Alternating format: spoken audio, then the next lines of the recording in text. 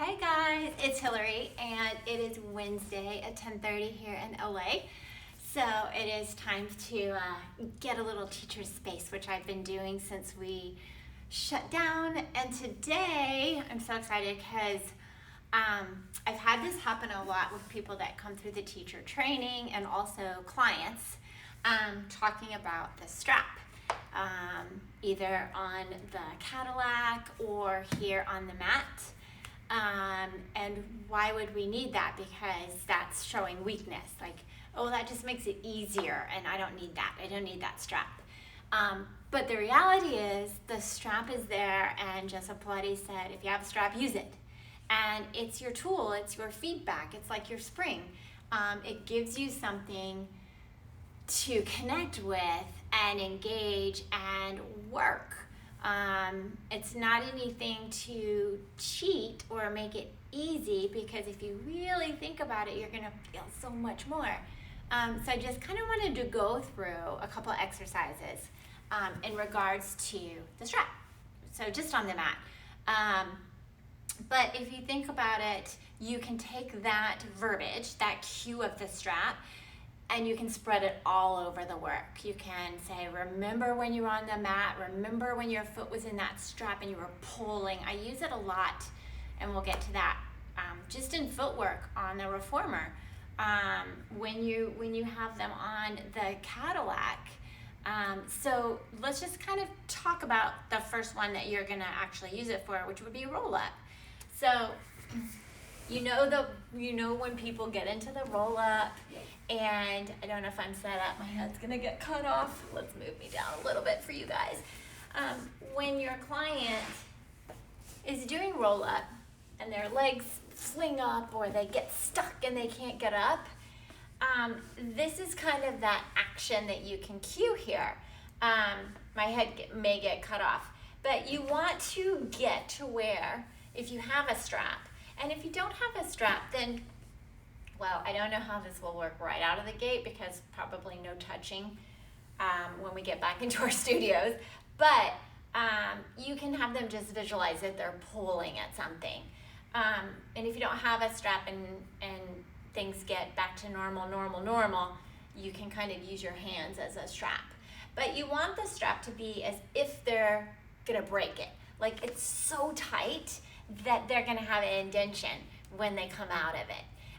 Or I just tell them, feel like either it's gonna break your foot or you're gonna break the strap. Neither one will happen, but that's okay.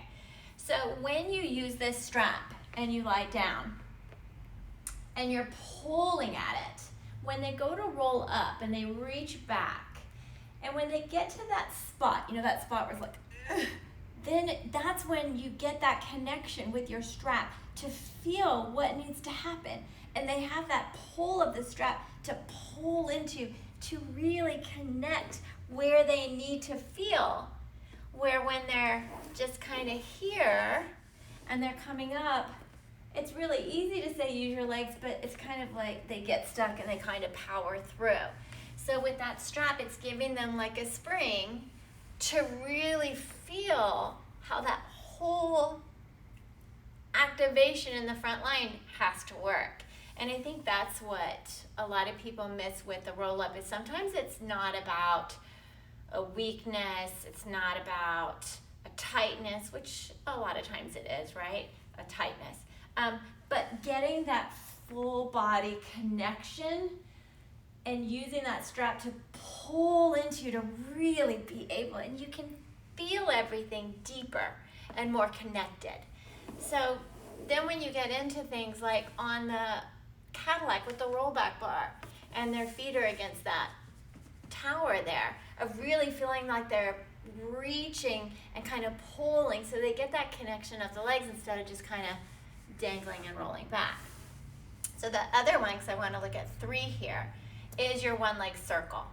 So I know everyone's seen it. The leg that stays on the mat is just flopping around. They forget about it. They're all circling. This is what they're thinking about, that leg in the air. They're probably watching it go around.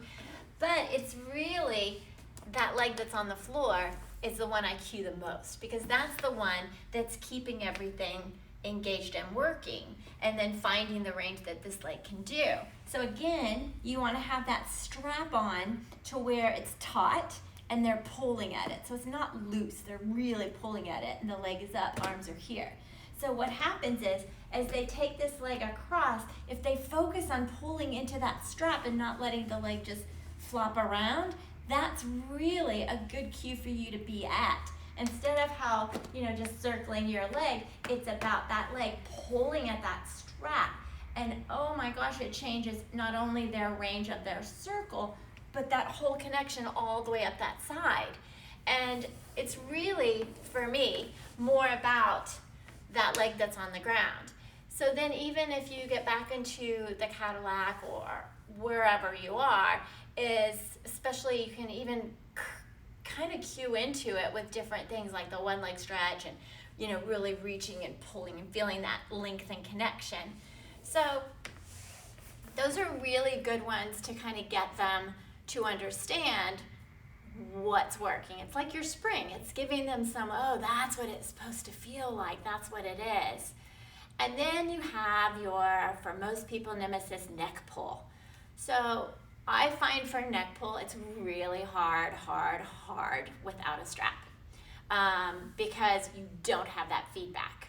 You've gone through enough in the mat that you should have more flexion, and you've done enough that things have loosened up there. But with your strap, again with the roll up, can't talk today, again with that roll up, you're getting that connection to really pull into. So with the neck pull, we're trying to go lower. It's more flexion than the roll up. We have that nice little pull to get that lovely traction through the back, which is awesome. But again, this helps cue things that they can feel need to work. Instead of just thinking of it as a cheat, they're actively pulling into that strap. They're not just letting it do the work, they're pulling into it. So if you start from the bottom, hands behind your head, and I like to cue it this way, to think about pressing your head into your hands, like really pushing your head into your hands, pulling into that strap. So that push of the head is not going to change at any point, and they're gonna pull into that strap as they go under that low ceiling, and then do that little pull, and then here they're still pushing the head in, pulling into the strap as they roll back down. Keep pulling in that strap, keep pressing the head into the hands. So then they have that, again, full connection, head into the hands, that whole back line, the front line pulling into that strap. So just using the strap for just those exercises there.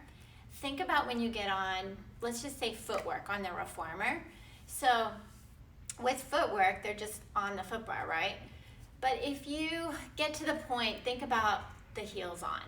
So the heels are on the foot bar, and you want them to think about the strap. So they're pulling their feet toward them, like they're in the strap, and they press out. And as they come in, tell them to feel like they're pulling into that strap to bring themselves in.